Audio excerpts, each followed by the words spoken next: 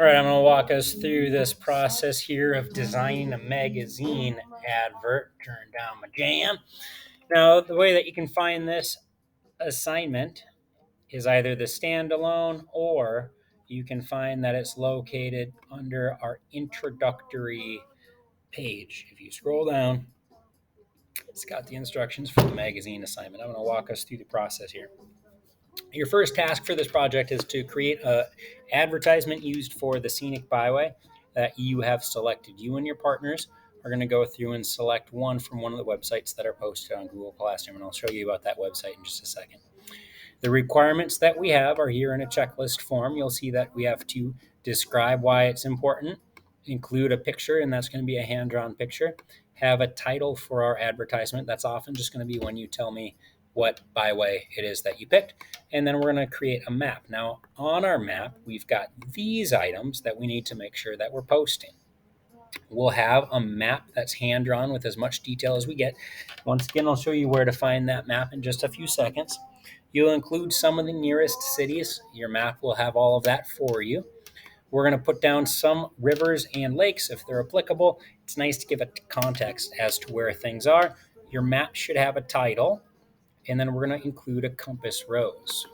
From our very first unit when we were talking about map making, we're going to include a compass rose on this.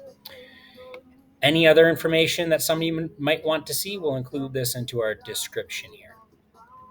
What byway are we picking? Well, we know that a byway is kind of like a glorified highway. It's got a spot of historical significance, or it's made because it's incredibly pretty, or it's got a route due to its importance to the state. It impacts the cities. Now, this is our website all about our byways. And we'll see that we've got a whole collection of byways here in the state. Some of you might have seen this sign. This is on our Highway 68. It's on the Rabbit Road. If you're going towards New Ulm from Mankato, if you're going from St. Peter to Mankato on 22, this is the Scenic River Byway. And then you can see there's an eagle here because we often get eagles. So I'm going to go through and I'm just going to collect one of these. Doesn't matter which one. We'll just go bam and see what we get here, if we get anything. Now, on each of the websites, we're going to have a whole collection. There's going to be a map. There's going to be some history of the byway. There's going to be a link with restaurants, areas around it, spots to stay, hotels. When this loads, here we go. So I'm going to go through. Here's our map.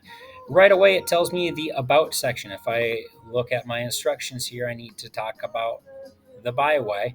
And on our web page here, we have, this is a 414-mile long byway along the western border. What's the deal with it? It's to look at the beauty of the prairie.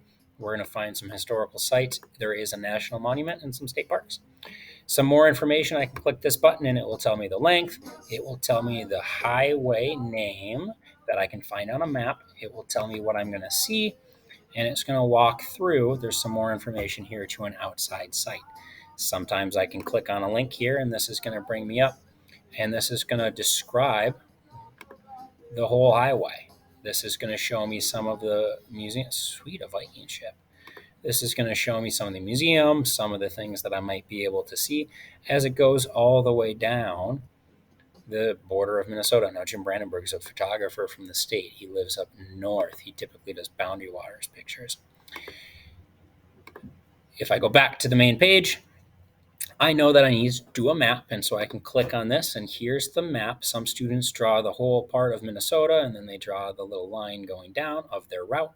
Other students will zoom in, and they'll just specifically draw the route. It is you and your group's choice as to what you do. Here are some pictures that we can go through, and if you'd want to use one of those pictures, you may, or you can go off and you can find your own.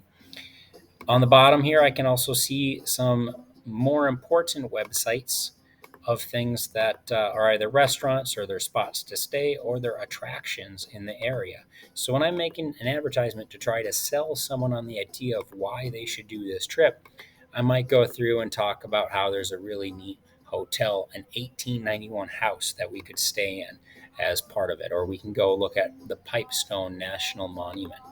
There's going to be a lot of information. Here I am pointing at the screen that you can't see my fingers. It's going to be a lot of information on that website for you as you walk your way through.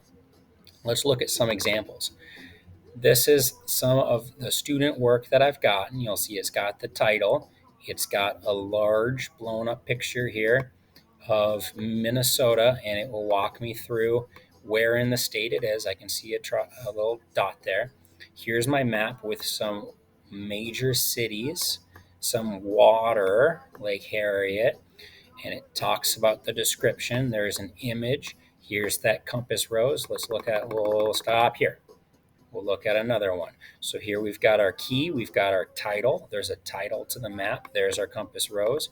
Here are some major water forms, rivers. There we see our pattern of the Lady Slipper Byway. And here's a description as to why it's important. Awesome. That's where to find the information. That's the website walkthrough. That's how to do it. On Google Classroom, you'll see some other examples. Keep in mind that your map has all of these components in order to get a 4.0. Good deal. Enjoy it.